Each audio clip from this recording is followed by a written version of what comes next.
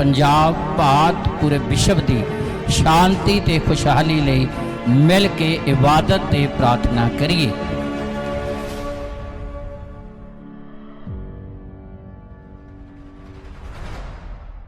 सारी संगत नूं जय मसीह दी। परमेश्वर आप सारिਆਂ ਨੂੰ आशीष देवे। ये पल तुसां सारिਆਂ ਦੇ ਲਈ ਵੱਡੀ ਰਹਿਮਤ ਦੇ ਨਾਲ ਭਰਪੂਰ ਹੋਣ।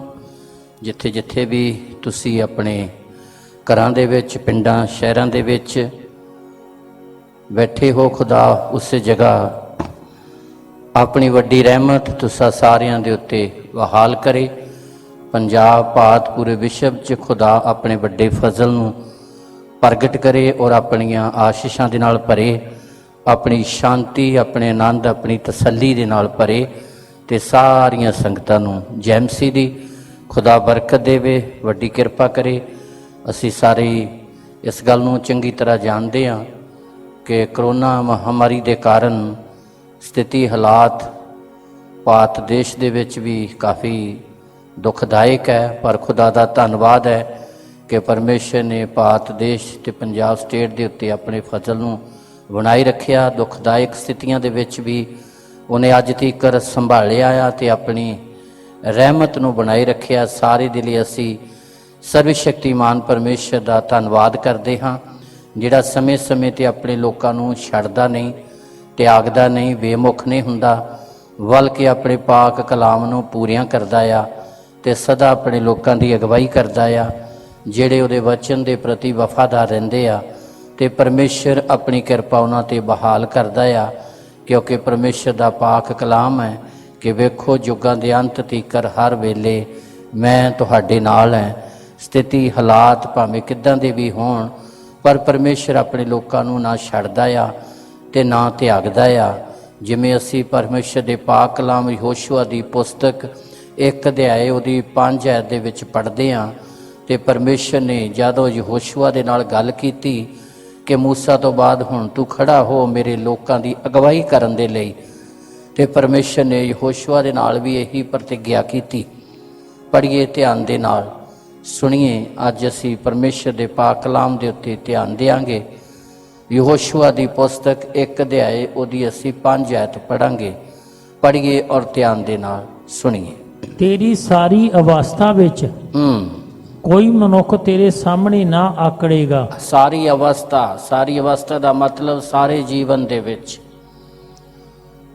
यही वादा, यही प्रतिज्ञा असी प्रभु यीशु मसीह दे पाक कलाम च पढ़ते हैं। जदों असी मत्ती दी अंजील 28 अध्याय उहदी लास्ट आयत पढ़ते हैं, जदों प्रभु यीशु मसीह मरे, तीसरे दिन जी उठे ते आकाश दे विच उठाए गए, ते आखिरी शब्द प्रभु ने चेलियां नूं ये कहे, वेखो जुग दे अंत तीकर हर वेले मैं तुहाडे नाल हां। हर समय परमेश्वर अपने लोकां दे नाल प्रतिज्ञा करदा आ। वो समा भावें किस तरह का भी होवे।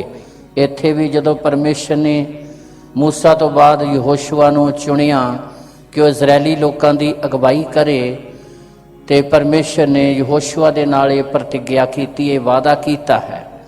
पढ़िए ध्यान दे नाल सुनिए। मेरे नाल ते तुहाडे नाल, हर एक धर्मी दे नाल, हर एक रास्तवाज दे नाल ते हर एक विश्वासी दे नाल खुदा दी ये प्रतिज्ञा आ। जिहड़ा भी परमेश्वर दे वचन ते भरोसा रखदा आ, जिहड़ा अपने आप नूं सर्वशक्तिमान परमेश्वर दे हत्थ दिंदा आ ते उहदे वचन दे अनुसार जिंदगी बतीत करदा आ, वो भावें दुनिया दे किसी भी कोने दे उत्ते होवे, चाहे वो नेड़े चाहे वो दूर है, किसी जगह भी है, परमेश्वर दी हर एक बलीवर दे लई, हर एक धर्मी लई, हर एक रास्तवाज दे लई ये प्रतिज्ञा है। पढ़िए ध्यान दे नाल सुनिए। और प्रतिज्ञा किन्ने चिर दी है? हाँ जी।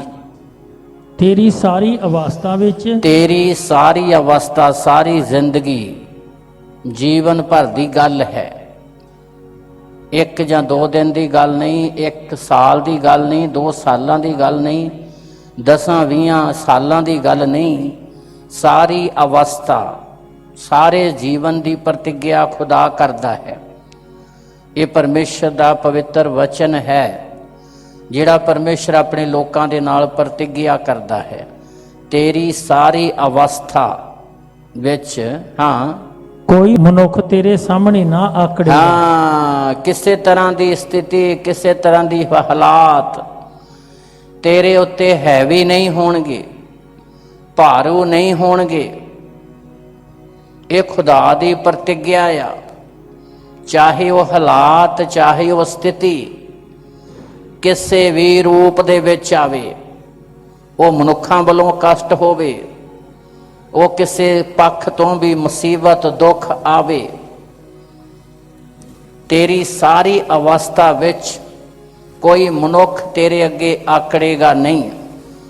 ਸਥਿਤੀ ਹਾਲਾਤ ਭਾਵੇਂ ਕਿੱਦਾਂ ਦੇ ਵੀ ਹੋਣ, ਉਹ ਸਥਿਤੀਆਂ ਹਾਲਾਤ ਤੁਹਾਡੇ ਉੱਤੇ ਹੈਵੀ ਨਹੀਂ ਹੋਣਗੇ।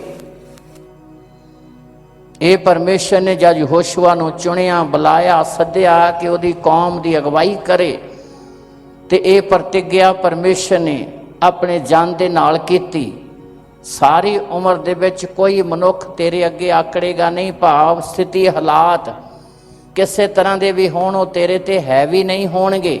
ਅੱਗੇ, ਜਿਵੇਂ ਮੈਂ ਮੂਸਾ ਦੇ ਸੰਗ ਰਿਹਾ, ਹਾਂ, ਜਿਸ ਤਰ੍ਹਾਂ ਮੈਂ ਮੂਸਾ ਦੇ ਸੰਗ ਰਿਹਾ, ਤਿਵੇਂ ਤੇਰੇ ਸੰਗ ਵੀ ਰਹਾਂਗਾ। ਹਾਂ, ਜਿਸ ਤਰ੍ਹਾਂ ਮੈਂ ਮੂਸਾ ਦੇ ਸੰਗ ਰਹਿ ਕੇ ਉਸ ਦੀ ਅਗਵਾਈ ਕੀਤੀ, ਉਹਨੂੰ ਸਫਲ ਕੀਤਾ, ਅਚਰਜ ਕੰਮ ਕੀਤੇ, ਉਹਨੂੰ ਪਾਤਸ਼ਾਹਾਂ ਦੇ ਅੱਗੇ ਫਤਿਹ ਦਿੱਤੀ, ਜਿੱਤ ਦਿੱਤੀ, ਸ਼ਕਤੀਸ਼ਾਲੀ ਰਾਜਿਆਂ ਦੇ ਅੱਗੇ ਉਹਨੇ ਫਤਿਹ ਪਾਈ, ਪ੍ਰਤਾਪੀ ਰਾਜਿਆਂ ਦੇ ਉੱਤੇ ਉਹਨੇ ਫਤਿਹ ਪਾਈ, ਜਿਹੜੇ ਪ੍ਰਤਾਪ ਵਾਲੇ, ਜਿਹੜੇ ਅਧਿਕਾਰ ਵਾਲੇ ਸੀ, ਉਹਨਾਂ ਦੇ ਉੱਤੇ ਮੈਂ ਉਹਨੂੰ ਫਤਿਹ ਦਿੱਤੀ ਆ।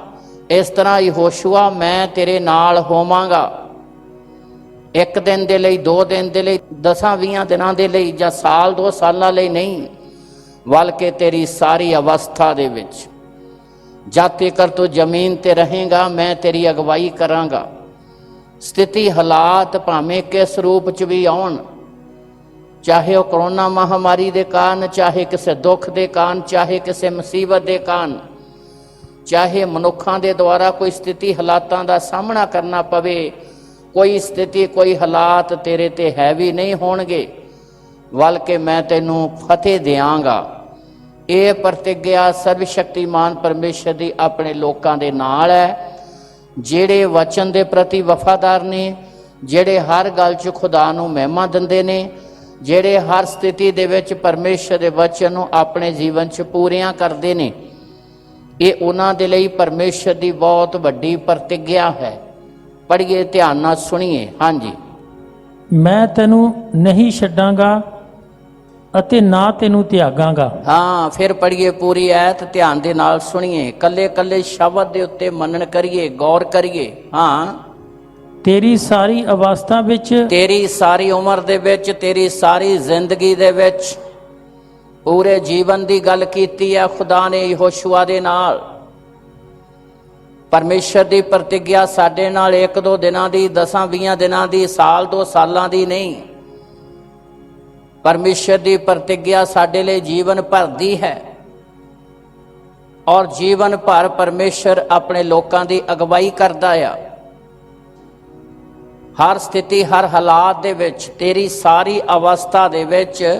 ਹਾਂਜੀ, ਕੋਈ ਮਨੁੱਖ ਤੇਰੇ ਸਾਹਮਣੇ ਨਾ ਆਕੜੇਗਾ। ਕਿਸੇ ਤਰ੍ਹਾਂ ਦੀ ਕੋਈ ਮੁਸੀਬਤ, ਕਿਸੇ ਤਰ੍ਹਾਂ ਦੇ ਹਾਲਾਤ ਤੇਰੇ ਤੇ ਹੈਵੀ ਨਹੀਂ ਹੋਣਗੇ। ਅੱਗੇ, ਜਿਵੇਂ ਮੈਂ ਮੂਸਾ ਦੇ ਸੰਗ ਰਿਹਾ, ਹਾਂ, ਮੂਸਾ ਦਾ ਹਵਾਲਾ ਦਿੱਤਾ ਆ। ਜਿਸ ਤਰ੍ਹਾਂ ਮੈਂ ਮੂਸਾ ਦੇ ਸੰਗ ਰਿਹਾ ਆ, ਉਹਦੀ ਅਗਵਾਈ ਕੀਤੀ ਆ, ਉਹਨੂੰ ਚੁਣਿਆ, ਉਹਨੂੰ ਬੁਲਾਇਆ, ਉਹਨੂੰ ਸੱਦਿਆ, ਉਹਨੂੰ ਸਫਲ ਕੀਤਾ ਆ। ਜਿਸ ਤਰ੍ਹਾਂ ਮੈਂ ਮੂਸਾ ਦੇ ਸੰਗ ਰਿਹਾ, ਮੈਂ ਤੇਰੇ ਸੰਗ ਵੀ ਰਹਾਂਗਾ। ਇੱਥੇ ਜ਼ਰੂਰੀ ਆ ਕਿ ਅਸੀਂ ਮੂਸਾ ਦੀ ਲਾਈਫ ਦੇ ਉੱਤੇ ਧਿਆਨ ਕਰੀਏ, ਕਿਉਂਕਿ ਪਰਮੇਸ਼ਰ ਦਾ ਵਚਨ ਸਿਖਾਉਂਦਾ ਕਿਉਂ ਖੁਦਾ ਨੇ ਮੂਸਾ ਨੂੰ ਚੁਣਿਆ, ਕਿਉਂ ਪਰਮੇਸ਼ਰ ਨੇ ਉਹਨੂੰ ਵੱਡੇ ਕੰਮ ਦੇ ਲਈ ਠਹਿਰਾਇਆ, ਕਿਉਂ ਪਰਮੇਸ਼ਰ ਨੇ ਉਹਨੂੰ ਫਤਿਹ ਦਿੱਤੀ, ਕਿਉਂ ਜਿਹੜੇ ਸ਼ਕਤੀਸ਼ਾਲੀ ਪ੍ਰਤਾਪੀ ਰਾਜੇ ਸੀ, ਉਹਨਾਂ ਸਾਰੇ ਰਾਜਿਆਂ ਨੂੰ ਰਸਤਿਆਂ 'ਚ ਦੂਰ ਕਰਕੇ ਫਤਿਹ ਦਿੱਤੀ ਹੈ, ਕਿਉਂ ਪਾਤਸ਼ਾਹ ਦੇ ਕਮਰ ਕੱਸਿਆਂ ਨੂੰ ਢਿੱਲਾ ਕਰ ਦਿੱਤਾ, ਉਹਨਾਂ ਦੀ ਸ਼ਕਤੀ ਨੂੰ ਕਮਜ਼ੋਰ ਕਰ ਦਿੱਤਾ। ਇਹ ਕੁਆਲਿਟੀ मूसा दे अंदर सी, जेदी खुदा हर एक विश्वासी दे कोलों मंग करदा आ। परमेश्वर यहोशुआ तो भी मंग करदा आ। मूसा दे अंदर एक क्वालिटी सी। गिनती दी पुस्तक 12 अध्याय ਉਹਦੀ 3 ਐਤ पढ़िए, ध्यान दे नाल सुनिए। ਅਤੇ ਉਹ ਮਰਦ ਮੂਸਾ ਉਹ ਮਰਦ मूसा ਸਾਰਿਆਂ ਆਦਮੀਆਂ ਨਾਲੋਂ ਸਾਰੇ ਆਦਮੀਆਂ ਨਾਲੋਂ ਜਿਹੜੇ ਪ੍ਰਿਥਵੀ ਉੱਤੇ ਸਨ ਜਿਹੜੇ ਜ਼ਮੀਨ ਉੱਤੇ ਸਨ ਬਹੁਤ ਅਧੀਨ ਸੀ। ਹਾਂ, ਇਹ ਕੁਆਲਿਟੀ ਸੀ। ਇਹ ਕੁਆਲਿਟੀ ਹਰ ਬਲੀਵਰ ਦੇ ਅੰਦਰ ਆਉਣੀ ਜ਼ਰੂਰੀ ਹੈ। ਅਧੀਨ ਅਸੀਂ ਉਦੋਂ ਹੀ ਨਹੀਂ ਹੋਣਾ ਜਦੋਂ ਖੁਦਾ ਬਰਕਤ ਦਿੰਦਾ ਆ। ਸਿਰਫ ਅਸੀਂ ਉਦੋਂ ਹੀ ਨਹੀਂ ਮਹਿਮਾ ਕਰਨੀ ਜਦੋਂ ਉਹ ਸਾਨੂੰ ਆਸ਼ੀਸ਼ ਦਿੰਦਾ ਆ। ਸਿਰਫ ਅਸੀਂ ਉਦੋਂ ਹੀ ਸ਼ੁਕਰਾਨਾ ਨਹੀਂ ਕਰਨਾ ਜਦੋਂ ਸਾਨੂੰ ਬਰਕਤਾਂ ਦਿੰਦਾ ਆ।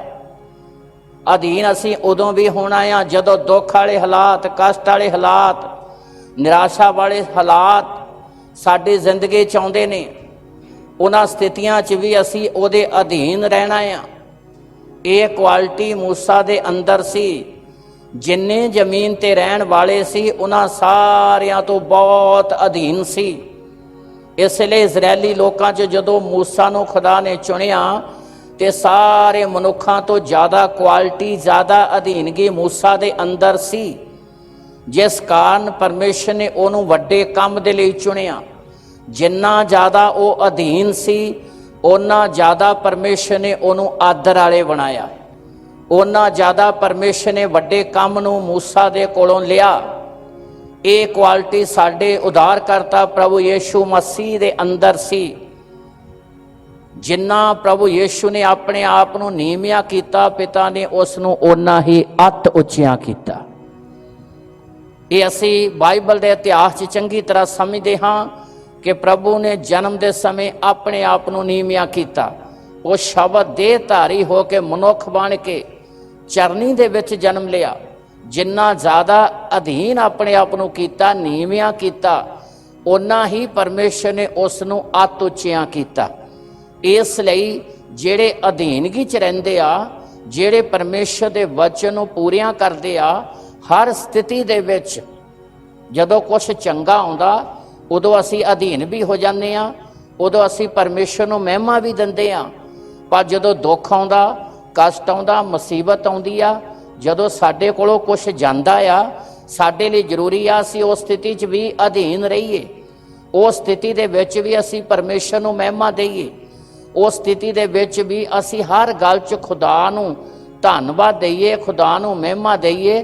ਤੇ ਸਰਵ ਸ਼ਕਤੀਮਾਨ ਪਰਮੇਸ਼ਰ ਆਪਣੀਆਂ ਪ੍ਰਤਿਗਿਆ ਤੇ ਆਪਣੇ ਵਾਅਦਿਆਂ ਨੂੰ ਸਾਡੇ ਜੀਵਨ 'ਚ ਪੂਰਾ ਕਰੇਗਾ।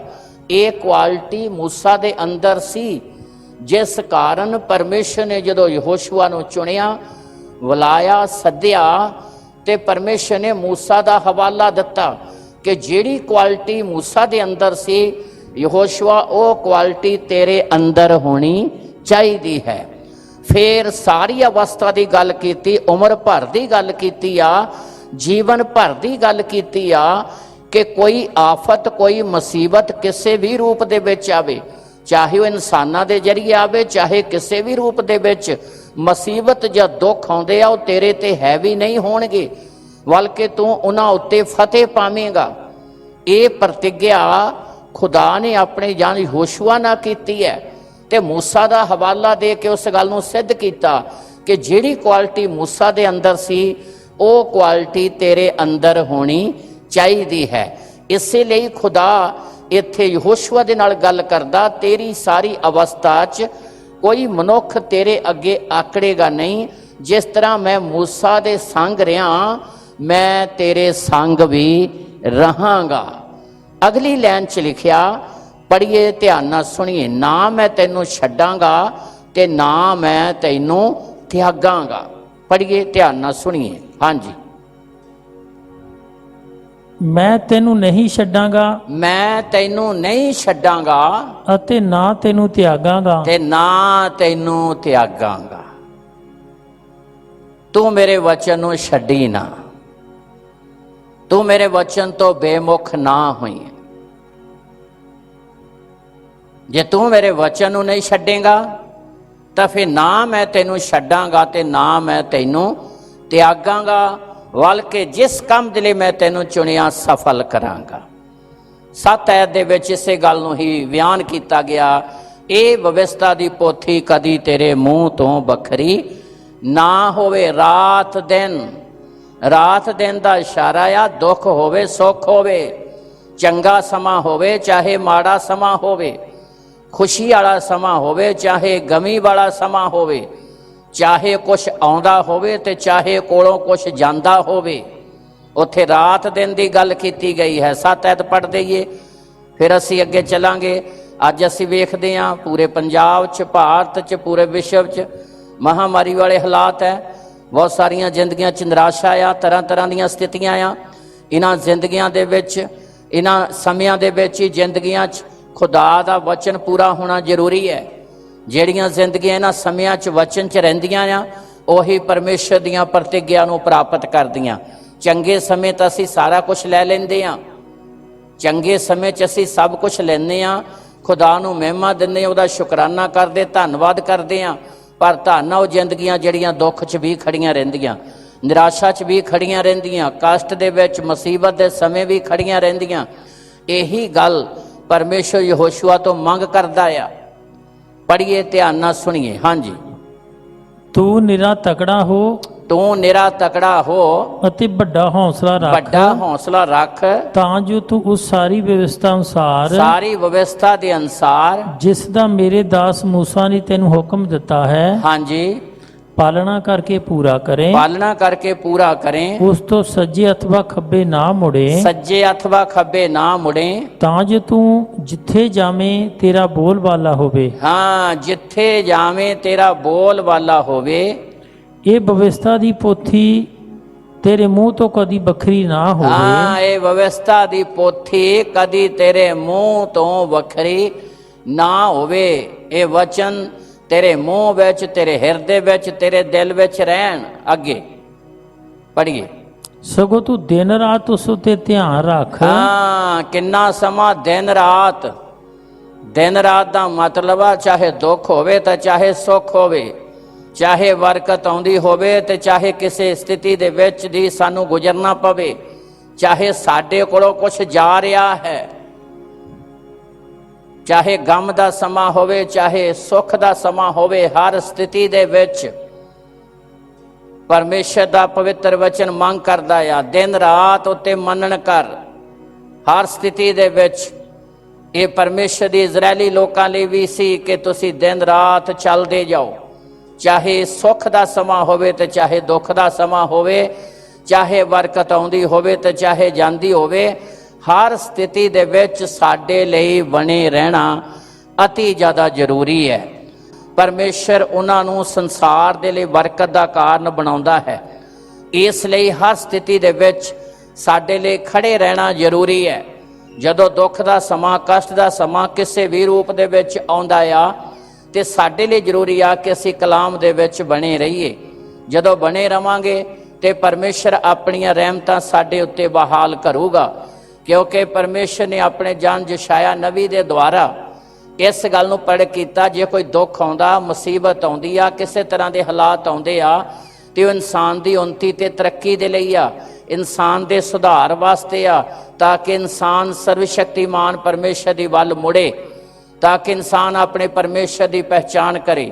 ਜੇ ਅੱਜ ਕਰੋਨਾ ਕਿਸੇ ਤਰ੍ਹਾਂ ਦੀ ਸਥਿਤੀਆਂ, ਹਾਲਾਤਾਂ ਵਿੱਚ ਦੀ ਪੰਜਾਬ, ਭਾਰਤ ਜਾਂ ਪੂਰੇ ਵਰਲਡ ਨੂੰ ਗੁਜ਼ਰਨਾ ਪੈ ਰਿਹਾ, ਤੇ ਇਹਦੇ ਪਿੱਛੇ ਖੁਦਾ ਦੀ ਬਹੁਤ ਉੱਤਮ ਯੋਜਨਾ ਆ ਸਾਰੀ ਦੁਨੀਆ ਦੇ ਲਈ ਕਿ ਹਰ ਇੱਕ ਇਨਸਾਨ ਸਰਵਸ਼ਕਤੀਮਾਨ ਪਰਮੇਸ਼ਰ ਦੀ ਵੱਲ ਮੁੜੇ, ਤਾਂ ਕਿ ਇਨਸਾਨ ਜਿਹੜਾ ਇਹ ਸੋਚਦਾ ਕਿ ਮੈਂ ਹੀ ਸਭ ਕੁਝ ਹੈ, ਸਰਵਸ਼ਕਤੀਮਾਨ ਪਰਮੇਸ਼ਰ ਇਹਨਾਂ ਸਥਿਤੀਆਂ 'ਚ ਇਨਸਾਨ ਦੇ ਘਮੰਡ ਨੂੰ ਖਤਮ ਕਰਕੇ ਪਰਮੇਸ਼ਰ ਚਾਹੁੰਦਾ ਕਿ ਹਰ ਜ਼ਿੰਦਗੀ ਦੇ ਵਿੱਚ ਸਰਵਸ਼ਕਤੀਮਾਨ ਪਰਮੇਸ਼ਰ ਦਾ ਰਾਜ ਹੋਵੇ, ਹਰ ਜ਼ਿੰਦਗੀ ਉਹਦੀ ਅਧੀਨਗੀ ਦੇ ਵਿੱਚ ਆਵੇ।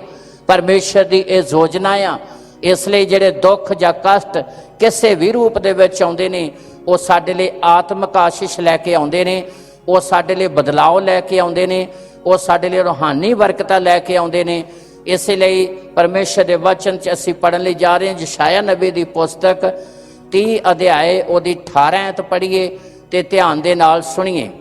ਦੁੱਖ ਦੇ ਸਮੇਂ, ਕਸ਼ਟ ਦੇ ਸਮੇਂ, ਮੁਸੀਬਤ ਦੇ ਸਮੇਂ, ਘਾਟੇ ਦੇ ਸਮੇਂ, ਪਰੇਸ਼ਾਨੀ ਦੇ ਸਮੇਂ 'ਚ ਹਰ ਇਨਸਾਨ ਸੋਚਦਾ ਚੰਗੀ ਖਬਰ ਆਵੇ, ਪਰੇਸ਼ਾਨੀ ਖਤਮ ਹੋ ਜਾਵੇ। ਹਰ ਇੱਕ ਸੋਚਦਾ ਘਾਟਾ ਜਿਹੜਾ ਪੈ ਗਿਆ, ਚੰਗੀ ਖਬਰ ਆ ਗਈ ਕਿ ਤੁਹਾਡਾ ਘਾਟਾ ਪੂਰਾ ਹੋ ਗਿਆ, ਜਾਂ ਕੋਈ ਬਿਮਾਰ ਹੈ ਕਿ ਤੇਰੀ ਬਿਮਾਰੀ ਜਿਹੜੀ ਆ ਠੀਕ ਹੋ ਗਈ ਹੈ। ਹਰ ਪਾਸਿਓਂ ਅਸੀਂ ਇੱਕ ਚੰਗੀ ਖਬਰ ਦੀ ਉਡੀਕ ਵਿੱਚ ਹਾਂ। ਅਸੀਂ ਚੰਗੀ ਖਬਰ ਦੀ ਉਡੀਕ ਦੇ ਵਿੱਚ ਹਾਂ, ਪਰ ਅਸੀਂ ਇੱਥੇ ਪਾਕ ਕਲਾਮ 'ਚ ਪੜ੍ਹਦੇ ਹਾਂ ਇਨਸਾਨ ਚੰਗੀ ਖਬਰ ਦੀ ਉਡੀਕ ਵਿੱਚ ਹੈ, ਪਰ ਉੱਥੇ ਹੀ ਪਰਮੇਸ਼ਰ ਵੀ ਇੱਕ ਉਡੀਕ ਵਿੱਚ ਹੈ।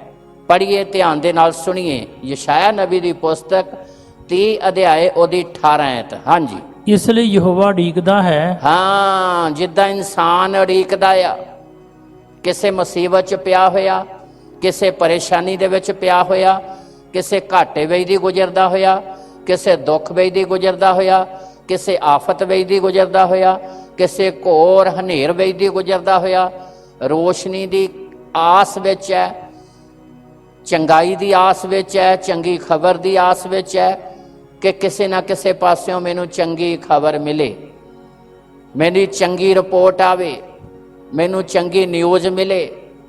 ਇਨਸਾਨ ਵੇਟ ਕਰਦਾ, ਉਡੀਕ ਕਰਦਾ ਆ, ਪਰ ਇੱਥੇ ਯਸ਼ਾਇਆ ਨਬੀ ਇਸ ਗੱਲ ਨੂੰ ਬਿਆਨ ਕਰਦਾ ਹੈ।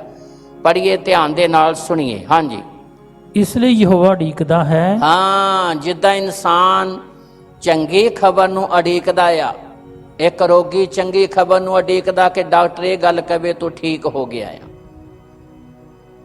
ਇੱਕ ਘਾਟੇ ਜਿਹਨੂੰ ਇਨਸਾਨ ਨੂੰ ਪੈ ਗਿਆ, ਉਹਨੂੰ ਚੰਗੀ ਖਬਰ ਦੀ ਉਡੀਕ ਵਿੱਚ ਆ ਕਿ ਤੇਰੇ ਸਾਰੇ ਘਾਟੇ ਪੂਰੇ ਹੋ ਗਏ। ਉਹ ਵੇਟ ਕਰਦਾ ਕਿ ਮੈਨੂੰ ਇੱਕ ਚੰਗੀ ਖੁਸ਼ਖਬਰੀ ਮਿਲੇ, ਗੁੱਡ ਨਿਊਜ਼ ਮਿਲੇ। ਗੁੱਡ ਨਿਊਜ਼, ਚੰਗੀ ਖਬਰ ਸਰਵ ਸ਼ਕਤੀਮਾਨ ਪਰਮੇਸ਼ਰ ਦੇ ਕੋਲ ਹੈ। ਖੁਸ਼ਖਬਰੀ, ਜਿਸ ਤਰ੍ਹਾਂ ਰਾਤ ਦੇ ਸਮੇਂ ਅਯਾਲੀ ਜਿਹੜੇ ਭੇਡਾਂ ਦੀ ਰਾਖੀ ਕਰਦੇ ਸਨ, ਉਹਨਾਂ ਦੇ ਕੋਲ ਚੰਗੀ ਖਬਰ ਆਈ ਕਿ ਤੁਹਾਡੇ ਲਈ ਦਾਊਦ ਦੇ ਨਗਰ ਦੇ ਵਿੱਚ ਇੱਕ ਮੁਕਤੀਦਾਤਾ ਪੈਦਾ ਹੋਇਆ, ਜਿਹੜਾ ਪ੍ਰਭੂ ਯਿਸੂ ਮਸੀਹ ਹੈ, ਜਿਹੜਾ ਸਾਰੀ ਦੁਨੀਆ ਦੇ ਪਾਪਾਂ ਨੂੰ ਉਠਾਵੇਗਾ ਤੇ ਸਾਰੀ ਦੁਨੀਆ ਨੂੰ ਨਜਾਤ ਦੇਵੇਗਾ, ਛੁਟਕਾਰਾ ਦੇਵੇਗਾ। ਕਲਾਮ ਬਿਆਨ ਕਰਦਾ ਯਸ਼ਾਇਆ ਨਬੀ ਦੇ ਦੁਆਰਾ। ਪੜ੍ਹੀਏ, ਧਿਆਨ ਨਾਲ ਸੁਣੀਏ। ਹਾਂਜੀ, ਇਸ ਲਈ ਯਹੋਵਾ ਉਡੀਕਦਾ ਹੈ। ਪਰਮੇਸ਼ਰ ਉਡੀਕਦਾ ਹੈ ਕਿ ਇਨਸਾਨ ਉਹਦੇ ਵੱਲ ਮੁੜੇ, ਆਪਣੇ ਗੁਨਾਹਾਂ ਦਾ, ਆਪਣੀਆਂ ਬੁਰਾਈਆਂ ਦਾ ਪਛਤਾਪ ਕਰੇ। ਸਰਵ ਸ਼ਕਤੀਮਾਨ ਪਰਮੇਸ਼ਰ ਉਡੀਕਦਾ ਆ। ਇੱਕ ਦੁਖੀ ਇਨਸਾਨ ਉਡੀਕਦਾ ਆ ਕਿ ਮੇਰੀ ਸਮੱਸਿਆ ਹੱਲ ਹੋ ਜਾਵੇ। ਇਦਾਂ ਖੁਦਾ ਉਡੀਕਦਾ ਆ ਕਿ ਇਨਸਾਨ ਮੇਰੀ ਵੱਲ ਮੁੜੇ ਤੇ ਮੈਂ ਉਹਦੇ ਤੇ ਰਹਿਮ ਕਰਾਂ, ਤਰਸ ਕਰਾਂ, ਉਹਦੀਆਂ ਭੁੱਲਾਂ ਚੁੱਕਾਂ ਨੂੰ क्षमा ਕਰਾਂ। ਯਸ਼ਾਇਆ ਨਬੀ ਇਸ ਗੱਲ ਨੂੰ ਪੜ੍ਹ ਕਰਦਾ ਹੈ। ਪੜ੍ਹੀਏ, ਧਿਆਨ ਨਾਲ ਸੁਣੀਏ। ਇਸ ਲਈ ਸਰਵ ਸ਼ਕਤੀਮਾਨ ਪਰਮੇਸ਼ਰ ਉਡੀਕਦਾ ਹੈ। ਹਾਂਜੀ, ਵੀ ਉਹ ਤੁਹਾਡੇ ਉੱਤੇ ਕਿਰਪਾ ਕਰੇ। ਹਾਂ, ਕਿਰਪਾ ਕਰਨ ਲਈ ਉਡੀਕ ਕਰਦਾ ਆ ਕਿ ਰਹਿਮ ਕਰੇ, ਤਰਸ ਕਰੇ, ਉਹ ਭੁੱਲਾਂ ਚੁੱਕਾਂ ਨੂੰ क्षमा ਕਰੇ। ਉਡੀਕਦਾ ਹੈ ਕਿ ਇਨਸਾਨ ਸਰਵ ਸ਼ਕਤੀਮਾਨ ਪਰਮੇਸ਼ਰ ਦੀ ਵੱਲ ਮੁੜੇ। ਪਰਮੇਸ਼ਰ ਉਡੀਕਦਾ ਕਿ ਇਨਸਾਨ ਮੇਰੀ ਵੱਲ ਮੁੜੇ। ਇਸੇ ਤਰ੍ਹਾਂ ਹੀ ਜਿਵੇਂ ਉਹ ਬਾਪ ਉਜਾੜੂ ਪੁੱਤਰ ਨੂੰ ਉਡੀਕ ਰਿਹਾ ਕਿ ਉਹ ਵਾਪਸ ਘਰ ਨੂੰ ਆਵੇ, ਜਿਹਨੇ ਆਪਣਾ ਹਿੱਸਾ ਸਭ ਕੁਝ ਲੈ ਲਿਆ, ਜਿਹਨੇ ਸਭ ਕੁਝ ਉਜਾੜ ਦਿੱਤਾ, ਫਿਰ ਵੀ ਬਾਪ ਉਡੀਕ ਰਿਹਾ ਹੈ ਕਿ ਮੇਰਾ ਪੁੱਤਰ ਵਾਪਸ ਆ ਜਾਵੇ। ਇਸ ਤਰ੍ਹਾਂ ਸਰਵ ਸ਼ਕਤੀਮਾਨ ਪਰਮੇਸ਼ਰ ਉਡੀਕਦਾ ਹੈ, ਕਿਉਂਕਿ ਹਿਜ਼ਕੀਏਲ ਦੇ ਵਚਨ ਦੇ ਅਨੁਸਾਰ ਬਿਆਨ ਕੀਤਾ ਗਿਆ ਹੈ ਕਿ ਪਰਮੇਸ਼ਰ ਕਹਿੰਦਾ ਮੈਨੂੰ ਦੁਸ਼ਟ ਦੀ ਮੌਤ ਦੇ ਵਿੱਚ ਕੋਈ ਖੁਸ਼ੀ ਨਹੀਂ ਹੈ, ਕਿ ਇੱਕ ਇਨਸਾਨ ਬੁਰਾਈ ਦੇ ਵਿੱਚ ਹੀ, ਦੁੱਖਾਂ ਕਸ਼ਟਾਂ ਦੇ ਵਿੱਚ ਹੀ ਨਾਸ਼ ਹੋ ਜਾਵੇ। ਇਸ ਗੱਲ 'ਚ ਖੁਸ਼ੀ ਆ ਕਿ ਇਨਸਾਨ ਮੇਰੀ ਵੱਲ ਮੁੜੇ ਤੇ ਮੈਂ ਉਹਦੇ ਤੇ ਰਹਿਮ ਕਰਾਂ। ਇਸ ਲਈ ਦੁੱਖ ਕਿਸੇ ਵੀ ਰੂਪ 'ਚ ਆਉਂਦਾ ਆ, ਇਹ ਸਾਡੇ ਲਈ ਆਸ਼ੀਸ਼ ਲੈ ਕੇ ਆਉਂਦਾ ਜੇਕਰ ਅਸੀਂ ਇਹਨਾਂ ਸਥਿਤੀਆਂ 'ਚ ਆਪਣੇ ਆਪ ਨੂੰ ਪਰਮੇਸ਼ਰ ਦੇ ਹੱਥ ਦਿੰਦੇ ਹਾਂ, ਉਹਦੇ ਵੱਲ ਮੁੜਦੇ ਹਾਂ, ਆਪਣੇ ਅਪਰਾਧਾਂ ਦਾ, ਆਪਣੇ ਗੁਨਾਹਾਂ ਦਾ ਪਛਤਾਪ ਕਰਦੇ ਹਾਂ ਤੇ ਪਰਮੇਸ਼ਰ ਆਪਣੀਆਂ ਰਹਿਮਤਾਂ ਸਾਡੇ ਉੱਤੇ ਬਹਾਲ ਕਰਦਾ ਹੈ। ਇਸ ਲਈ ਖੁਦਾ ਦਾ ਪਵਿੱਤਰ ਵਚਨ ਹੈ, ਯਹੋਵਾ ਉਡੀਕਦਾ ਹੈ। ਪੜ੍ਹੀਏ, ਧਿਆਨ ਨਾਲ ਸੁਣੀਏ। ਹਾਂਜੀ, ਇਸ ਲਈ ਯਹੋਵਾ ਉਡੀਕਦਾ ਹੈ ਇਸ ਲਈ ਸਰਵ ਸ਼ਕਤੀਮਾਨ ਪਰਮੇਸ਼ਰ ਉਡੀਕਦਾ ਹੈ ਵੀ ਉਹ ਤੁਹਾਡੇ ਉੱਤੇ ਕਿਰਪਾ ਕਰੇ, ਵੇ ਉਹ ਇਨਸਾਨ ਉੱਤੇ ਰਹਿਮ ਕਰੇ। ਇਸ ਲਈ ਉਹ ਆਪ ਨੂੰ ਉੱਚਾ ਕਰਦਾ ਹੈ। ਪਰਮੇਸ਼ਰ ਆਪਣੇ ਆਪ ਨੂੰ ਉੱਚਾ ਕਰਨਾ ਚਾਹੁੰਦਾ ਇਨਸਾਨ ਦੀ ਜ਼ਿੰਦਗੀ 'ਚ। ਜਿੱਥੇ ਇਨਸਾਨ ਨੇ ਦੁਨੀਆ ਦੀਆਂ ਚੀਜ਼ਾਂ ਨੂੰ ਪਹਿਲ ਦੇ ਦਿੱਤੀ ਹੈ ਕਿ ਮੇਰੇ ਲਈ ਸੰਸਾਰ ਦੀਆਂ ਵਸਤਾਂ ਹੀ ਸਭ ਕੁਝ ਹੈ, ਇਹੀ ਕਾਰਨ ਹੈ ਕਿ ਇਨਸਾਨ ਜੇ ਸਰਵ ਸ਼ਕਤੀਮਾਨ ਪਰਮੇਸ਼ਰ ਨੇ ਜੀਵਨ ਦਿੱਤਾ, ਉਹਦੇ ਲਈ ਸਮਾਂ ਹੀ ਹੈ ਨਹੀਂ, ਉਹਦੇ ਲਈ ਵੇਲਾ ਹੀ ਹੈ ਨਹੀਂ ਕਿ ਉਹਦੀ ਉਪਾਸਨਾ ਕੀਤੀ ਜਾਵੇ, ਉਹਦੇ ਲਈ ਵੇਲਾ ਹੀ ਹੈ ਨਹੀਂ ਕਿ ਆਪਣਾ ਸਮਾਂ ਉਹਦੀ ਹਜ਼ੂਰੀ 'ਚ ਬਤੀਤ ਕੀਤਾ ਜਾਵੇ। ਇਸ ਲਈ ਸਰਵ ਸ਼ਕਤੀਮਾਨ ਪਰਮੇਸ਼ਰ ਇਨਸਾਨ ਦੀ ਜ਼ਿੰਦਗੀ 'ਚ ਉੱਚਾ ਹੋਣਾ ਚਾਹੁੰਦਾ, ਆਦਰ ਪਾਉਣਾ ਚਾਹੁੰਦਾ ਹੈ। ਜਿੱਥੇ ਇਨਸਾਨ ਨੇ ਦੁਨੀਆ ਦੀਆਂ ਵਸਤਾਂ ਨੂੰ, ਕੰਮ ਧੰਦੇ ਨੂੰ, ਸੰਸਾਰਿਕ ਚੀਜ਼ਾਂ ਨੂੰ ਹੀ ਪਹਿਲ ਦੇ ਦਿੱਤੀ ਹੈ, ਪਰਮੇਸ਼ਰ ਵੇਟ ਕਰਦਾ ਕਿ ਇਨਸਾਨ ਮੇਰੀ ਵੱਲ ਮੁੜੇ, ਆਪਣਾ ਧਿਆਨ ਮੇਰੀ ਵੱਲ ਲਾਵੇ ਤੇ ਮੈਂ ਆਪਣਾ ਰਹਿਮ, ਆਪਣਾ ਤਰਸ ਉਹਨਾਂ ਦੇ ਉੱਤੇ ਕਰਾਂ। ਜਿਸ ਤਰ੍ਹਾਂ ਇਨਸਾਨ ਉਡੀਕਦਾ, ਏਦਾਂ ਸਿਰਜਣਹਾਰਾ ਉਡੀਕਦਾ ਹੈ। ਪੜ੍ਹੀਏ, ਧਿਆਨ ਨਾਲ ਸੁਣੀਏ। ਹਾਂਜੀ, ਇਸ ਲਈ ਯਹੋਵਾ ਉਡੀਕਦਾ ਹੈ ਸਰਵ ਸ਼ਕਤੀਮਾਨ ਪਰਮੇਸ਼ਰ ਉਡੀਕਦਾ ਹੈ ਵੀ ਉਹ ਤੁਹਾਡੇ ਉੱਤੇ ਕਿਰਪਾ ਕਰੇ, ਵੀ ਉਹ ਇਨਸਾਨ ਉੱਤੇ ਰਹਿਮ ਕਰੇ। ਇਸ ਲਈ ਉਹ ਆਪ ਨੂੰ ਉੱਚਾ ਕਰਦਾ ਹੈ। ਪਰਮੇਸ਼ਰ ਆਪਣੇ ਆਪ ਨੂੰ ਉੱਚਾ ਕਰਨਾ ਚਾਹੁੰਦਾ ਹੈ ਇਨਸਾਨਾਂ ਦੀਆਂ ਜ਼ਿੰਦਗੀਆਂ 'ਚ। ਇਸੇ ਲਈ ਇਹ ਸਥਿਤੀਆਂ, ਹਾਲਾਤ ਜੇਕਰ ਹੈ ਨੇ ਦੁੱਖ ਵਾਲੇ, ਕਸ਼ਟ ਵਾਲੇ, ਕਿਸੇ ਵੀ ਕਾਰਨ, ਕਿਸੇ ਵੀ ਰੂਪ ਦੇ ਵਿੱਚ, ਚਾਹੇ ਉਹ ਮਹਾਮਾਰੀ ਦੇ ਰੂਪ 'ਚ ਹੈ, ਕਿਸੇ ਵੀ ਰੂਪ 'ਚ ਹੈ, ਪਰਮੇਸ਼ਰ ਦੀ ਇੱਛਾ ਆ ਕਿ ਇਨਸਾਨ ਸਰਵ ਸ਼ਕਤੀਮਾਨ ਪਰਮੇਸ਼ਰ ਦੀ ਵੱਲ ਮੁੜੇ। ਹਾਂਜੀ, ਅੱਗੇ। ਇਸ ਲਈ ਉਹ ਆਪ ਨੂੰ ਉੱਚਾ ਕਰਦਾ ਹੈ ਹਾਂਜੀ, ਵੀ ਉਹ ਤੁਹਾਡੇ ਉੱਤੇ ਰਹਿਮ ਕਰੇ, ਅੱਗੇ। ਕਿਉਂ ਜੋ ਯਹੋਵਾ ਇਨਸਾਫ ਦਾ ਪਰਮੇਸ਼ਰ ਹੈ। ਕਿਉਂਕਿ ਸਰਵ ਸ਼ਕਤੀਮਾਨ ਪਰਮੇਸ਼ਰ ਇਨਸਾਫ ਦਾ ਪਰਮੇਸ਼ਰ ਹੈ। ਪਰਮੇਸ਼ਰ ਚਾਹੁੰਦਾ ਕਿ ਇਨਸਾਨ ਇਮਾਨਦਾਰੀ ਦੀ ਜ਼ਿੰਦਗੀ ਬਤੀਤ ਕਰੇ। ਪਰਮੇਸ਼ਰ ਚਾਹੁੰਦਾ ਕਿ ਇਨਸਾਨ ਉਹਦੀ ਅਧੀਨਗੀ ਦੇ ਵਿੱਚ ਆਵੇ, ਸਰਵ ਸ਼ਕਤੀਮਾਨ ਪਰਮੇਸ਼ਰ ਦੇ ਪ੍ਰਤੀ ਵਫਾਦਾਰ ਹੋਵੇ, ਇਨਸਾਫ ਕਰਨ ਵਾਲਾ ਹੋਵੇ, ਇਮਾਨਦਾਰੀ ਦੀ ਜ਼ਿੰਦਗੀ ਬਤੀਤ ਕਰਨ ਵਾਲਾ ਹੋਵੇ। ਪਰਮੇਸ਼ਰ ਦੀ ਇਹ ਮਨਸਾ ਹੈ ਕਿ ਇਨਸਾਨ ਇਨਸਾਫ ਕਰਨ ਵਾਲਾ, ਇਮਾਨਦਾਰੀ ਦੀ ਜ਼ਿੰਦਗੀ ਬਤੀਤ ਕਰਨ ਵਾਲਾ ਹੋਵੇ, ਧਾਰਮਿਕਤਾ ਦਾ ਜੀਵਨ ਬਤੀਤ ਕਰਨ ਵਾਲਾ ਬਣੇ। ਤੇ ਜਦੋਂ ਅਸੀਂ ਧਾਰਮਿਕਤਾ ਦਾ ਜੀਵਨ ਬਤੀਤ ਕਰਦੇ ਹਾਂ ਤੇ ਪਰਮੇਸ਼ਰ ਆਪਣੀਆਂ ਰਹਿਮਤਾਂ ਸਾਡੇ ਉੱਤੇ ਬਹਾਲ ਕਰਦਾ ਹੈ। ਆਮੋਸ ਨਬੀ ਦੇ ਦੁਆਰਾ ਵੀ ਪਰਮੇਸ਼ਰ ਨੇ ਇਸ ਗੱਲ ਨੂੰ ਆਪਣੇ ਲੋਕਾਂ ਦੇ ਉੱਤੇ ਪ੍ਰਗਟ ਕੀਤਾ ਕਿ ਇਨਸਾਨ ਤੋਂ ਕਿੱਦਾਂ ਦੇ ਜੀਵਨ ਦੀ ਮੰਗ ਕਰਦਾ ਹੈ।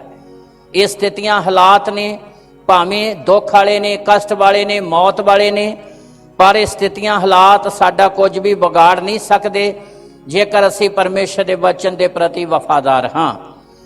ਪਰਮੇਸ਼ਰ ਇਨਸਾਫ ਦਾ ਪਰਮੇਸ਼ਰ ਹੈ। ਆਮੋਸ ਨਬੀ ਦੀ ਪੁਸਤਕ 5 ਅਧਿਆਇ ਦੀ 24 ਆਇਤ ਪੜ੍ਹੀਏ। ਖੁਦਾ ਦੀ ਮਨਸਾ ਇਨਸਾਨ ਦੇ ਲਈ ਕੀ ਹੈ, ਪਰਮੇਸ਼ਰ ਦੀ ਇੱਛਾ ਇਨਸਾਨ ਦੇ ਲਈ ਕੀ ਹੈ, ਇਹ ਗੱਲ ਸਾਡੇ ਲਈ ਜਾਣਨੀ ਬਹੁਤ ਜ਼ਿਆਦਾ ਜ਼ਰੂਰੀ ਹੈ। ਆਮੋਸ ਨਬੀ ਦੀ ਪੁਸਤਕ 5 ਅਧਿਆਇ ਉਹਦੀ 24 ਆਇਤ ਪੜ੍ਹੀਏ, ਧਿਆਨ ਨਾਲ ਸੁਣੀਏ। ਹਾਂਜੀ, ਪਰ ਇਨਸਾਫ ਪਾਣੀਆਂ ਵਾਂਗੂ ਵਗੇ। ਹਾਂ, ਇਨਸਾਫ, ਨਿਆਂ ਜਿਹੜਾ ਆ, ਇਨਸਾਨ ਦੀ ਜ਼ਿੰਦਗੀ 'ਚ ਇਨਸਾਫ ਹੋਵੇ। ਇਨਸਾਫ ਕਿੱਦਾਂ ਵਗੇ? ਪਾਣੀਆਂ ਵਾਂਗ। ਪਾਣੀ ਹਮੇਸ਼ਾ ਨਿਮਾਣ ਵੱਲ ਨੂੰ ਜਾਂਦਾ ਆ। ਪਾਣੀ ਨੀਵੀਂ ਜਗ੍ਹਾ ਤੇ ਜਾ ਕੇ ਰੁਕ ਜਾਂਦਾ ਆ।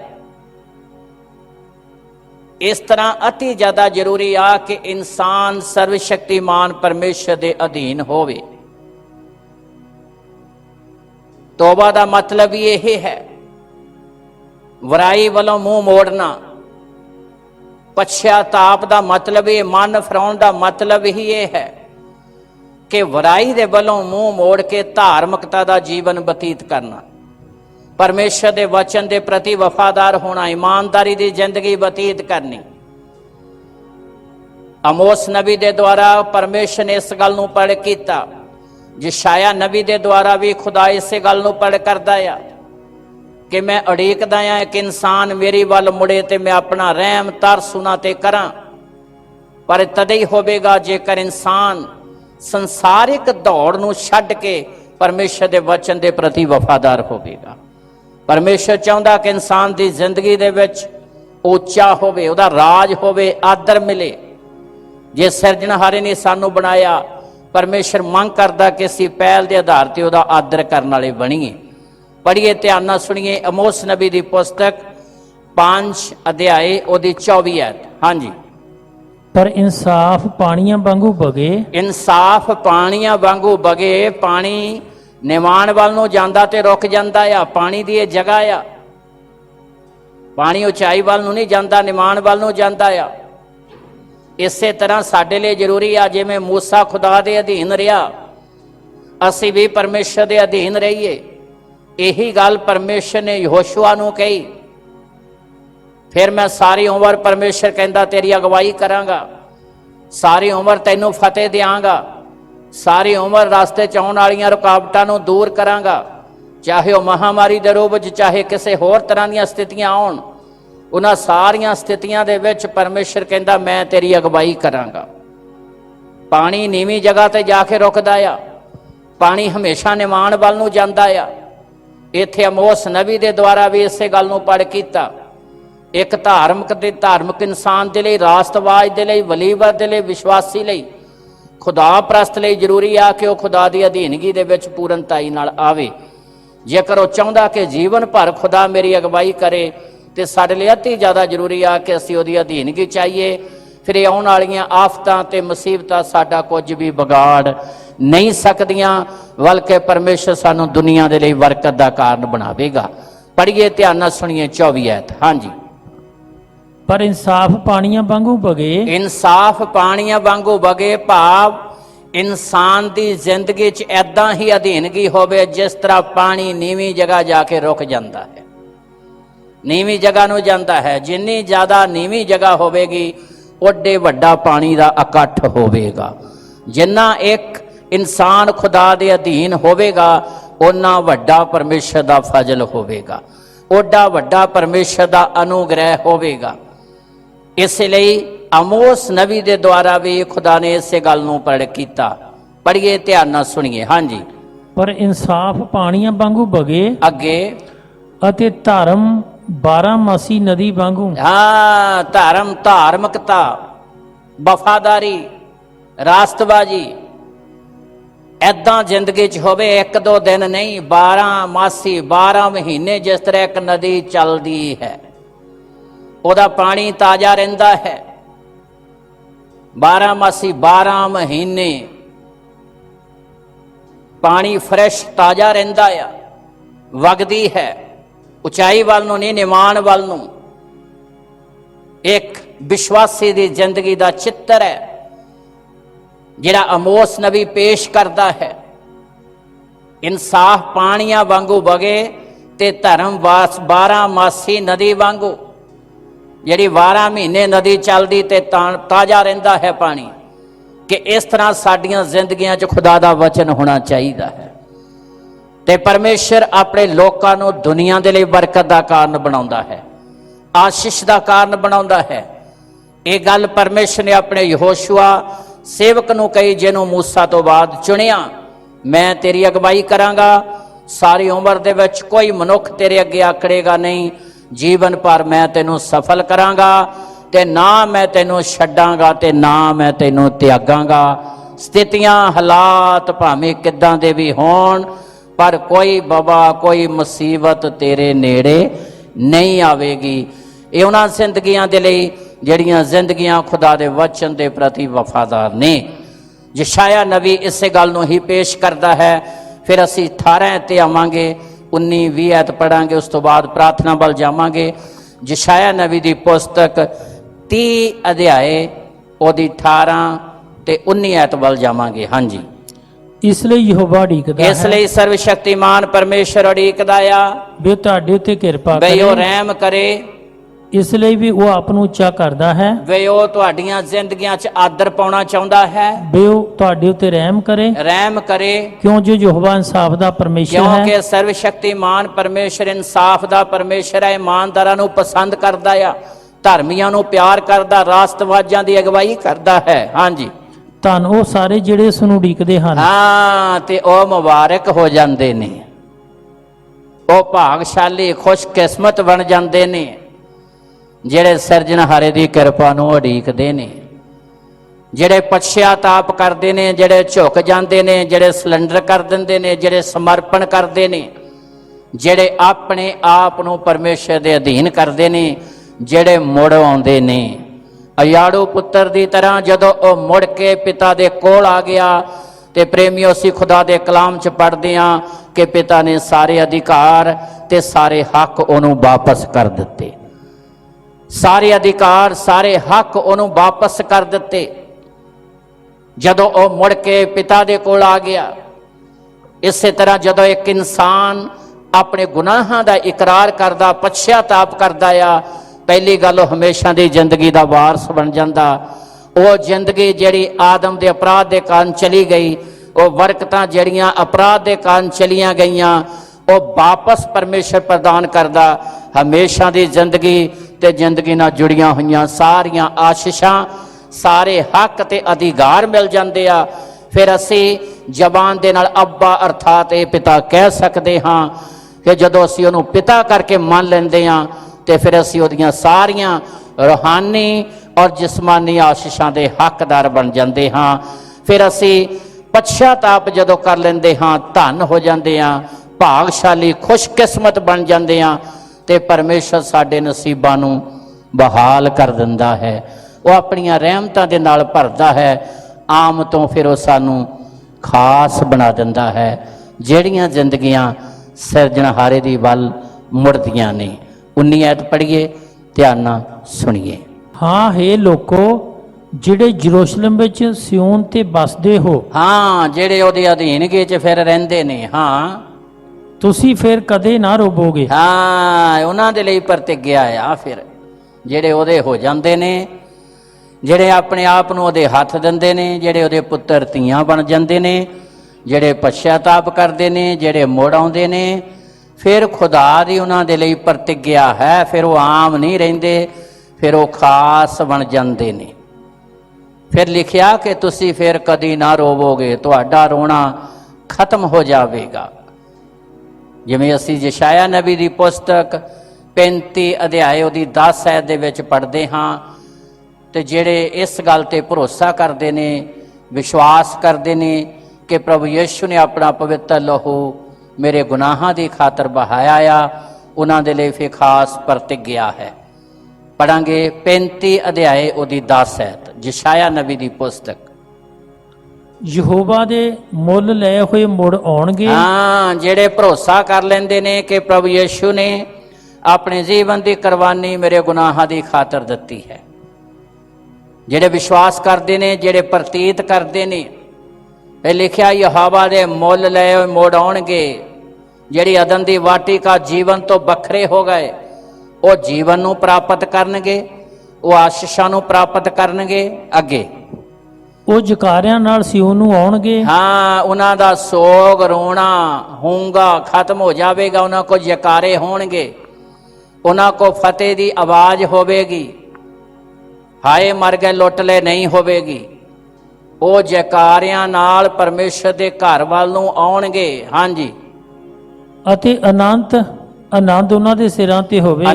ਆਨੰਦ ਉਹ ਆਨੰਦ ਜਿਹਨੇ ਕਦੀ ਖਤਮ ਨਹੀਂ ਹੋਣਾ, ਜਿਸ ਆਨੰਦ ਦਾ ਕਦੀ ਅੰਤ ਨਹੀਂ ਹੋਣਾ, ਉਹ ਉਹਨਾਂ ਦੇ ਸਿਰਾਂ ਤੇ ਹੋਵੇਗਾ। ਅੱਗੇ ਉਹ ਖੁਸ਼ੀ ਅਤੇ ਆਨੰਦ ਪ੍ਰਾਪਤ ਕਰਨਗੇ। ਉਹ ਖੁਸ਼ੀ ਤੇ ਆਨੰਦ ਪ੍ਰਾਪਤ ਕਰਨਗੇ। ਸੋਗ ਅਤੇ ਹੁੰਗਾ ਨੱਠ ਜਾਣਗੇ। ਹਾਂ, ਸੋਗ ਤੇ ਹੁੰਗਾ ਮੁਸੀਬਤਾਂ ਉਹਨਾਂ ਤੋਂ ਦੂਰ ਚਲੀਆਂ ਜਾਣਗੀਆਂ। ਉਹ ਜਿਹੜੇ ਮੁੜ ਆਉਂਦੇ ਨੇ, ਪਛਤਾਪ ਕਰਦੇ ਨੇ, ਜਿਹੜੇ ਸਮਰਪਣ ਕਰਦੇ ਨੇ, ਜਿਹੜੇ ਤੋਬਾ ਕਰਦੇ ਨੇ, ਜਿਹੜੇ ਪ੍ਰਭੂ ਯਿਸੂ ਮਸੀਹ ਨੂੰ ਆਪਣਾ ਉਦਾਰ ਕਰਤਾ ਕਰਕੇ ਮੰਨ ਲੈਂਦੇ ਨੇ। ਇਸ ਲਈ ਇਹ ਦੁੱਖ, ਕਸ਼ਟ, ਮੁਸੀਬਤ ਕਿਸੇ ਵੀ ਰੂਪ 'ਚ ਹੈ, ਇਹ ਸਾਨੂੰ ਅਵਸਰ ਦਿੰਦਾ ਕਿ ਅਸੀਂ ਸਿਰਜਣਹਾਰੇ ਦੀ ਵੱਲ ਮੁੜੀਏ। ਅਸੀਂ ਜੀਵਨ ਦੀ ਵੱਲ ਮੁੜੀਏ। ਜਦੋਂ ਅਸੀਂ ਜੀਵਨ ਦੀ ਵੱਲ ਮੁੜਾਂਗੇ ਤੇ ਪਰਮੇਸ਼ਰ ਸਾਰੀਆਂ ਸਥਿਤੀਆਂ ਨੂੰ ਤੇ ਹਾਲਾਤਾਂ ਨੂੰ ਬਦਲ ਦੇਵੇਗਾ। ਪਰਮੇਸ਼ਰ ਇਸੇ ਗੱਲ ਦੀ ਵੇਟ ਕਰਦਾ ਹੈ, ਆਪਣੇ ਨਬੀ ਦੇ ਦੁਆਰਾ ਇਸੇ ਗੱਲ ਨੂੰ ਪ੍ਰਗਟ ਕੀਤਾ ਹੈ। ਪੜ੍ਹੀਏ, ਧਿਆਨ ਨਾਲ ਸੁਣੀਏ ਕਿ ਉਹਨਾਂ ਦੀਆਂ ਜ਼ਿੰਦਗੀਆਂ 'ਚੋਂ ਰੋਣਾ ਫਿਰ ਖਤਮ ਹੋ ਜਾਵੇਗਾ। 19 ਐਤ ਯਸ਼ਾਇਆ ਨਬੀ ਦੀ ਪੁਸਤਕ 30 ਅਧਿਆਏ ਉਹਦੀ 19 ਐਤ ਪੜ੍ਹੀਏ ਤੇ ਧਿਆਨ ਨਾਲ ਸੁਣੀਏ। ਹਾਂਜੀ। ਹਾਂ ਹੇ ਲੋਕੋ, ਹਾਂ ਹੇ ਲੋਕੋ, ਜਿਹੜੇ ਯਰੂਸ਼ਲਮ ਵਿੱਚ ਸਿਉਣ ਤੇ ਬਸਦੇ ਜਿਹੜੇ ਹੋ, ਉਹਦੀ ਹਜ਼ੂਰੀ 'ਚ ਵਸਦੇ ਨੇ, ਤੁਸੀਂ ਫਿਰ ਕਦੇ ਨਾ ਰੋਵੋਗੇ। ਹਾਂ, ਉਹ ਨਹੀਂ ਫਿਰ ਰੋਣਗੇ। ਜਿਹੜੇ ਉਹਦੀ ਵੱਲ ਮੁੜੇ ਆਉਂਦੇ ਆ, ਜਿਹੜੇ ਯਹੋਵਾ ਦੇ ਨੇੜੇ ਚਲੇ ਜਾਂਦੇ ਆ, ਜਿਹੜੇ ਪਰਮੇਸ਼ਰ ਨਾਲ ਆਪਣਾ ਰਿਸ਼ਤਾ ਸਥਾਪਿਤ ਕਰਦੇ ਆ, ਜਿਹੜੇ ਬੁਰਾਈ ਦਾ ਤੋਂ ਮੂੰਹ ਮੋੜ ਲੈਂਦੇ ਨੇ, ਪਛਤਾਪ ਕਰ ਲੈਂਦੇ, ਆਪਣੇ ਗੁਨਾਹਾਂ ਦਾ ਇਕਰਾਰ ਕਰ ਲੈਂਦੇ ਨੇ, ਉਹਨਾਂ ਦੇ ਲਈ ਖੁਦਾ ਦੀ ਖਾਸ ਪ੍ਰਤਿਗਿਆ ਹੈ। ਫਿਰ ਤੁਸੀਂ ਨਾ ਰੋਵੋਗੇ। ਅੱਗੇ। ਹਾਂਜੀ। ਉਹ ਤੁਹਾਡੀ ਦੁਹਾਈ ਦੀ ਆਵਾਜ਼ ਦੇ ਕਾਰਨ ਹਾਂ ਜ਼ਰੂਰ ਤੁਹਾਡੇ ਤੇ ਕਿਰਪਾ ਕਰੇਗਾ। ਹਾਂ, ਫਿਰ ਤੁਸੀਂ ਪੁਕਾਰੋਗੇ ਤੇ ਉਹ ਤੁਹਾਡੇ ਤੇ ਕੀ ਕਰੇਗਾ? ਕਿਰਪਾ ਕਰੇਗਾ। ਸਥਿਤੀਆਂ ਹਾਲਾਤਾਂ ਤੋਂ ਤੁਹਾਨੂੰ ਬਚਾਵੇਗਾ। ਸਥਿਤੀਆਂ ਹਾਲਾਤਾਂ ਤੋਂ ਤੁਹਾਨੂੰ ਬਚਾਵੇਗਾ, ਛੁਡਾਵੇਗਾ। ਕੋਈ ਸਥਿਤੀ ਤੇ ਹਾਲਾਤ ਤੁਹਾਡਾ ਨੁਕਸਾਨ ਕਰ ਨਹੀਂ ਸਕਦੇ। ਅੱਗੇ। ਹਾਂ। ਭਾਵੇਂ ਪ੍ਰਭੂ ਤੁਹਾਨੂੰ ਦੁੱਖ ਦੀ ਰੋਟੀ ਅਤੇ ਫਿਰ ਕਸ਼ਟ ਤੁਸੀਂ ਦਾ ਧਰਮੀ ਬਣ ਜਾਓਗੇ, ਰਾਸਤਬਾਜ਼ ਬਣ ਜਾਓਗੇ, ਆਮ ਤੋਂ ਖਾਸ ਬਣ ਜਾਓਗੇ। ਫਿਰ ਜਦੋਂ ਤੁਸੀਂ ਉਹਦੇ ਮਨ ਭਾਉਂਦੇ ਬਣ ਜਾਓਗੇ ਤਾਂ ਫਿਰ ਪਰਮੇਸ਼ਰ ਦੀ ਇਹ ਖਾਸ ਪ੍ਰਤਿਗਿਆ ਹੈ। ਪੜ੍ਹੀਏ, ਧਿਆਨ ਨਾਲ ਸੁਣੀਏ 20 ਐਤ। ਹਾਂਜੀ। ਭਾਵੇਂ ਪ੍ਰਭੂ ਤੁਹਾਨੂੰ ਦੁੱਖ ਦੀ ਰੋਟੀ ਅਤੇ ਕਸ਼ਟ ਦਾ ਪਾਣੀ ਦੇਵੇ। ਹਾਂ, ਫਿਰ ਭਾਵੇਂ ਸਥਿਤੀਆਂ ਹਾਲਾਤ ਕਿੱਦਾਂ ਦੇ ਵੀ ਹੋਣ, ਦੁੱਖ ਦੀ ਰੋਟੀ ਤੇ ਕਸ਼ਟ ਦਾ ਪਾਣੀ ਦੇਵੇ। ਹਾਂ। ਤਾਂ ਵੀ ਤੁਹਾਡਾ ਗੁਰੂ ਆਪ ਨੂੰ ਨਾ ਲੁਕਾਵੇਗਾ। ਹਾਂ, ਫੇਰ ਵੀ ਤੁਹਾਡਾ ਗੁਰੂ ਆਪਣੇ ਆਪ ਨੂੰ ਲੁਕਾਵੇਗਾ ਨਹੀਂ। ਜਦੋਂ ਤੁਸੀਂ ਆਪਣੀਆਂ ਅੱਖਾਂ ਉਹਦੀ ਵੱਲ ਚੱਕੋਗੇ, ਦੁੱਖ ਦੇ ਸਮੇਂ, ਕਸ਼ਟ ਦੇ ਸਮੇਂ, ਮੁਸੀਬਤ ਦੇ ਸਮੇਂ, ਜਦੋਂ ਤੁਸੀਂ ਪੁਕਾਰੋਗੇ ਉਹ ਦੁਹਾਈ ਦੇਵੇਗਾ। ਜਦੋਂ ਤੁਸੀਂ ਆਪਣੀਆਂ ਅੱਖਾਂ ਉਹਦੀ ਵੱਲ ਚੱਕੋਗੇ ਤੇ ਤੁਹਾਡੀਆਂ ਅੱਖਾਂ ਗੁਰੂ ਨੂੰ ਵੇਖਣਗੀਆਂ। ਪੜ੍ਹੀਏ, ਧਿਆਨ ਨਾਲ ਸੁਣੀਏ। ਹਾਂਜੀ। ਤਾਂ ਵੀ ਤੁਹਾਡਾ ਗੁਰੂ ਆਪ ਨੂੰ ਨਾ ਲੁਕਾਵੇਗਾ। ਹਾਂ, ਜਦੋਂ ਤੁਸੀਂ ਆਪਣੀਆਂ ਅੱਖਾਂ ਪਰਮੇਸ਼ਰ ਵੱਲ ਚੱਕੋਗੇ ਤੇ ਤੁਹਾਡਾ ਗੁਰੂ ਆਪਣੇ ਆਪ ਨੂੰ ਲੁਕਾਵੇਗਾ ਨਹੀਂ, ਬਲਕਿ ਤੁਹਾਡੀਆਂ ਅੱਖਾਂ ਗੁਰੂ ਨੂੰ ਵੇਖਣਗੀਆਂ। ਚਾਹੇ ਦੁੱਖ ਵਾਲੇ, ਕਸ਼ਟ ਵਾਲੇ ਸਥਿਤੀ ਕਿੱਦਾਂ ਦੀ ਵੀ ਹੋਵੇ, ਸਰਵ ਸ਼ਕਤੀਮਾਨ ਪਰਮੇਸ਼ਰ ਆਪਣੀ ਕਿਰਪਾ ਨੂੰ ਤੁਹਾਡੇ ਉੱਤੇ ਬਹਾਲ ਕਰੇਗਾ। ਉਹਨਾਂ ਜ਼ਿੰਦਗੀਆਂ ਦੇ ਲਈ ਪ੍ਰਤਿਗਿਆ, ਜਿਹੜੇ ਸਮਰਪਣ ਕਰਦੇ ਆ, ਜਿਹੜੇ ਤੋਬਾ ਕਰਦੇ ਆ, ਜਿਹੜੇ ਸਿਰਜਣਹਾਰੇ ਦੀ ਵੱਲ ਮੁੜਦੇ ਆ, ਪਰਮੇਸ਼ਰ ਉਹਨਾਂ ਨੂੰ ਆਮ ਤੋਂ ਖਾਸ ਬਣਾਉਂਦਾ ਆ ਤੇ ਪਰਮੇਸ਼ਰ ਉਹਨਾਂ ਨੂੰ ਦੁਨੀਆ ਦੇ ਲਈ ਬਰਕਤ ਦਾ ਕਾਰਨ ਬਣਾਉਂਦਾ ਆ। ਫਿਰ ਤੁਹਾਡੀਆਂ ਅੱਖਾਂ ਸਿਰਜਣਹਾਰੇ ਨੂੰ ਵੇਖਣਗੀਆਂ, ਭਾਵੇਂ ਸਥਿਤੀਆਂ ਹਾਲਾਤ ਕਿੱਦਾਂ ਦੇ ਵੀ ਹੋਣ, ਪਰ ਪਰਮੇਸ਼ਰ ਆਪਣੇ ਲੋਕਾਂ ਨੂੰ ਫਿਰ ਕਦੀ ਵੀ ਛੱਡਦਾ ਨਹੀਂ। ਇਹੀ ਪ੍ਰਤਿਗਿਆ ਪਰਮੇਸ਼ਰ ਨੇ ਯਹੋਸ਼ੂਆ ਨਾਲ ਕੀਤੀ। ਜੇ ਤੇਰੇ ਅੰਦਰ ਅਧੀਨਗੀ ਹੋਵੇਗੀ, ਜੇ ਮੂਸਾ ਵਾਂਗ ਤੂੰ ਮੇਰੇ ਅਧੀਨ ਹੋ ਕੇ ਚੱਲੇਗਾ ਤੇ ਮੈਂ ਸਾਰੀ ਉਮਰ ਤੇਰੀ ਅਗਵਾਈ ਕਰਾਂਗਾ ਤੇ ਨਾ ਮੈਂ ਤੈਨੂੰ ਛੱਡਾਂਗਾ ਤੇ ਨਾ ਮੈਂ ਤੈਨੂੰ ਤਿਆਗਾਂਗਾ।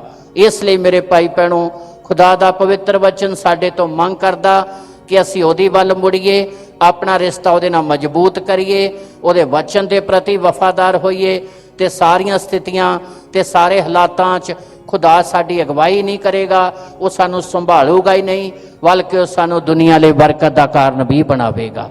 ਉਹ ਸੰਸਾਰ ਦੇ ਲਈ ਬਰਕਤ ਦਾ ਕਾਰਨ ਬਣਾਵੇਗਾ। ਕਿਉਂਕਿ ਜਦੋਂ ਅਸੀਂ ਯਸ਼ਾਇਆ 43 ਅਧਿਆਏ ਦੇ ਵਿੱਚ ਪੜ੍ਹਦੇ ਹਾਂ ਤੇ ਖੁਦਾ ਦਾ ਪਾਕ ਕਲਾਮ ਸਾਨੂੰ ਮਿਲਦਾ ਆ। ਪਰਮੇਸ਼ਰ ਵਾਅਦਾ ਕਰਦਾ ਆ, ਭਾਵੇਂ ਸਥਿਤੀਆਂ ਹਾਲਾਤ ਕਿੱਦਾਂ ਦੇ ਵੀ ਹੋਣ ਤੇ ਮੈਂ ਤੇਰੀ ਅਗਵਾਈ ਕਰਾਂਗਾ ਤੇ ਮੈਂ ਤੈਨੂੰ ਸੰਭਾਲਾਂਗਾ ਤੇ ਸੰਸਾਰ ਦੇ ਲਈ ਮੈਂ ਤੈਨੂੰ ਬਰਕਤ ਦਾ ਕਾਰਨ ਬਣਾਵਾਂਗਾ। ਪਰਮੇਸ਼ਰ ਦੀਆਂ ਪ੍ਰਤਿਗਿਆ, ਪਰਮੇਸ਼ਰ ਦੇ ਵਾਅਦੇ ਉਹਨਾਂ ਦੇ ਲਈ ਹੈ ਜਿਹੜੇ ਵਚਨ ਦੇ ਪ੍ਰਤੀ ਵਫਾਦਾਰ ਰਹਿੰਦੇ ਨੇ, ਜਿਹੜੇ ਪਰਮੇਸ਼ਰ ਦੇ ਵਚਨ ਨੂੰ ਆਪਣੀ ਜ਼ਿੰਦਗੀ ਦਾ ਆਧਾਰ ਬਣਾਉਂਦੇ ਆ ਤੇ ਪਰਮੇਸ਼ਰ ਉਹਨਾਂ ਦੀ ਅਗਵਾਈ ਕਰਦਾ ਆ ਤੇ ਉਹਨਾਂ ਨੂੰ ਸੰਸਾਰ ਦੇ ਲਈ ਬਰਕਤ ਦਾ ਕਾਰਨ ਬਣਾਉਂਦਾ ਆ। ਜੋ ਅਸੀਂ 43 ਅਧਿਆਏ ਉਹਦੀ 2 ਐਤ ਪੜ੍ਹਦੇ ਹਾਂ ਤੇ ਸਾਨੂੰ ਇੱਥੇ ਪਰਮੇਸ਼ਰ ਦਾ ਵਚਨ ਮਿਲਦਾ ਹੈ। ਪੜ੍ਹੀਏ, ਧਿਆਨ ਨਾਲ ਸੁਣੀਏ। ਹਾਂਜੀ। ਜਦ ਤੂੰ ਨਦੀਆਂ ਦੇ ਵਿੱਚੋਂ ਦੀ ਲੰਘੇਗਾ। ਹਾਂ, ਦੇਖੋ ਕਿੱਡੀ ਵੱਡੀ ਪ੍ਰਤਿਗਿਆ ਆ। खुदा दी प्रतिज्ञा उन्हां दे लई आ जिहड़े वचन दे प्रति वफादार ने। परमेश्वर अपने लोकां दे नाल एडड़ियां प्रतिज्ञा करदा आ, क्योंकि हर एक चीज़ सर्वशक्तिमान परमेश्वर दे हत्थ दे विच है। साडे लिए कोई खतरनाक जानवर हो सकदा आ, साडे लिए कोई स्थिति हालात खतरनाक हो सकते ने, पर हर एक चीज़ सर्वशक्तिमान परमेश्वर दे हत्थ दे विच है। इसलिए दानियल नूं शेरां दे घुरे सट्टिया गया ते कलाम च लिखिया परमेश्वर ने अपने फरिश्ते नूं भेजिया ते शेरां दे मूहां नूं बंद कर दिता। वड्डे तो वड्डियां हालात स्थितियां दे विच खुदा अपने लोकां नूं संभालदा आ। हर एक चीज़ सर्वशक्तिमान परमेश्वर दे हत्थ दे विच है। एडियां वड्डियां प्रतिज्ञा आ। तदी परमेश्वर ने यहोशुआ नाल प्रतिज्ञा कीती, तेरी सारी अवस्था दे विच कोई मुसीबत कोई हालात तेरे ते हैवी नहीं होणगे, वो किसी भी रूप च होण। पढ़िए ध्यान दे नाल सुनिए। हाँ जी। जद तू पानियां दे विचों दी लंघेगा, हाँ जदों तू पानियां दे विच दी लंघेगा, हाँ मैं तेरे अंग संग होवांगा। हाँ ये कहना सर्वशक्तिमान परमेश्वर दा है कि जदों तू पानियां दे विच दी लंघेगा ते मैं तेरे अंग संग होवांगा। अगे ਅਤੇ ਜਦ ਨਦੀਆਂ ਦੇ ਵਿੱਚੋਂ ਦੀ हाँ ਉਹ ਤੈਨੂੰ ਨਾ ਡਬੋਣਗੀਆਂ। हाँ जदों तू नदियां दे विच दी गुजरेगा ते नदियां भी तेरे ते हैवी नहीं होणगियां। हालेलुया। एडी वड्डी प्रतिज्ञा आ सिर्फ उन्हां लई जिहड़े उहदी अधीनगी च रहिंदे ने, जिहड़े अपने आप नूं खुदा दे हत्थ दिंदे ने, जिहड़े वचन दे अनुसार अपना जीवन बतीत करदे ने। यही कारण है कि परमेश्वर ने लाल समुंदर वे दी रास्ता बना दिता। लाल समुंदर ने इजरायली लोगों का नुकसान नहीं किया, बिचों दी रास्ता बना के परमेश्वर उन्होंने कढ़ के लैके गया। किहदे द्वारा? अपने जन मूसा दे द्वारा। परमेश्वर ने लाल समुंदर के पानी नूं कंधां दी तरह खड़ा कर दिता। परमेश्वर अपने वचन को पूरा करने लई जागदा रहिंदा आ, पर साडे लिए भी जरूरी आ कि असीं यतन विच रहीए खुदा दे वचन को पूरा करन लई। अपना वधिया रिश्ता बनाइए परमेश्वर दे नाल। वो तां साडे ते हमेशा ही दया करन लई तैयार है। अगे पढ़िए ध्यान नाल सुनिए। हाँ जी।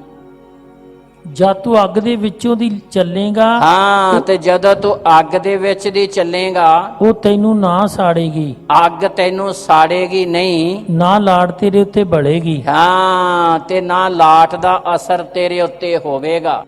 जदों तू अग दे विच दी भी गुजरेगा, जदों तू पानियां विच दी गुजरेगा, नदियां तैनू डुबोणगियां नहीं। जदों अग विच दी गुजरेगा ते लाट दा तेरे ते कोई असर नहीं होवेगा। सदरक मेशक ते अबदनगो बल दी अग दी भट्ठी च सड़ दिते गए। राजे ने क्रोध विच आके भट्ठी दा ताप 7 गुणा ज़्यादा तेज कर दिता गया। बाइबल दे इतिहास च असीं पढ़दे हां कि उन्हां दे शरीरां चों सड़न दी बो भी नहीं आउंदी सी। कोई मुसीबत तुहाडे ते हैवी नहीं होवेगी, कोई आफत तुहाडे ते हैवी नहीं होवेगी। ये खुदा दे वचन दी प्रतिज्ञा आ।